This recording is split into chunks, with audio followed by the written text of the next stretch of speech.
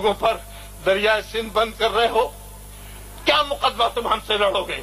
क्या धमकियां तुम हमें देते हो कि काला बाग डैम बनेगा? जरूर बनाओ काला बाग डैम, लेकिन पाकिस्तान की तकसीम पर बनेगा। पाकिस्तान के सारे सिंधियों को कत्ल कर दो, फिर बनाओ काला बाग डैम।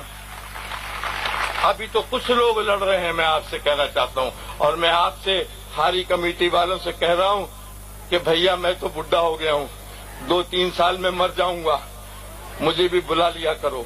कुछ नहीं है तो आग मैं भी लगाऊंगा इन लोगों में। अगर तुम हमें जलाओगे तो हम भी इस्लामाबाद जलाएंगे, तुम हमें मारोगे तो हम भी इस्लामाबाद को दफन कर देंगे। हम कमजोर नहीं हैं। इसलिए ये जो सिंध पर इल्जाम है कि सिंध ने कोई पंजाब को हमने नहीं मारा है, पंजाब गलत। पंजाब के लोगों से हमारी कोई लड़ाई नहीं है, हमारी जर्नैलों से लड़ाई है या पाकिस्तान के हमारे पंजाब के सरमाएदारों और जागीरदारों से हमारी लड़ाई है। आम पंजाबी से हमारी कोई लड़ाई नहीं है। आम पंजाबी ऐसे ही दुखी है जैसे हम दुखी हैं। हमारे दरमियान निफाक डाला जाता है। मैं कहता हूं सिंध ने क्या गद्दारी की? पंजाब के दरिया जर्नैलों ने बेच दिए। 3 दरिया पंजाब के, सतलज, ब्यास और रावी किसने बेचे? जर्नैल अयूब खान ने बेचे। उस पर 1000 लानत हो। पंजाब के दरिया, हमारा तो एक दरिया था ना सिंध, अब उसमें हिस्सेदारी मांगते हो। हाँ, 1945 के रिपोर्ट के मुताबिक, जिसमें हमारे पंजाब के इंजीनियर्स बैठे थे, जिसमें हमारे सिंध के इंजीनियर बैठे थे, 1945 में जो मुआहदा हुआ था, हम उसके तहत पानी देने के लिए तैयार हैं। और उस मुआहदे में लिखा था कि 1/3 पानी पंजाब को जाएगा, बाकी सारा सिंध को जाएगा। कहाँ है हमारा पानी?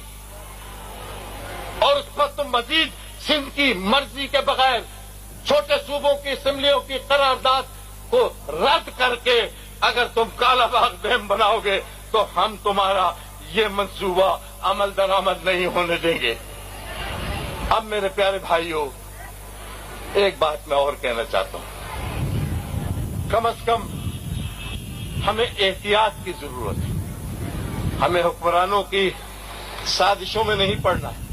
वो चाहेंगे कि नेशनलिस्टों और जनरल डेमोक्रेटिक फोर्सेस के दरमियान पहला झगड़ा शुरू हो जाए। हम जिन्होंने मीसाक जमहूरियत लंदन में बैठ के भले लिखा है, हम उनके गले पड़ जाएं, वो हमारे गले पड़ जाएं। अगर ये हुआ तो मुल्क को बड़ा नुकसान पहुंचेगा। हम मीसाक जमहूरियत वालों से इतना जरूर कहते हैं कि बाबा ये बेहद बिल्कुल ठीक है कि इस मुल्क में गैर जानिबदार इलेक्शन होना चाहिए, गैर जानिबदार हुकूमत होना चाहिए, इंडिपेंडेंट इलेक्शन कमीशन होना चाहिए, फेयर मौका सबको मिलना चाहिए। जो भी इलेक्शन से आता है आ जाए, इसमें हम उनके साथ। हम इसमें उनके साथ हैं कि फौजियों को ऐसा सबक सिखाया जाए कि दोबारा वो किसी तरह भी, दोबारा वो किसी तौर भी सियासत में आके न बैठें। ये मुमकिन अब नहीं है पाकिस्तान में। सुनो, ये अयूब खां की फौज नहीं है, ये नई फौज है। ये फौज शाहीन एयरलाइन भी चलाती है, ये फौज अस्करी बैंक भी चलाती है, ये फौज केमिकल फैक्ट्रियां भी चलाती है, ये फौज सियासी इदारों में आकर भी बैठ जाती है। आजकल हमारा वजीर तालीम एक लेफ्टिनेंट जनरल है। लानत लानत लानत लानत लानत लानत लानत।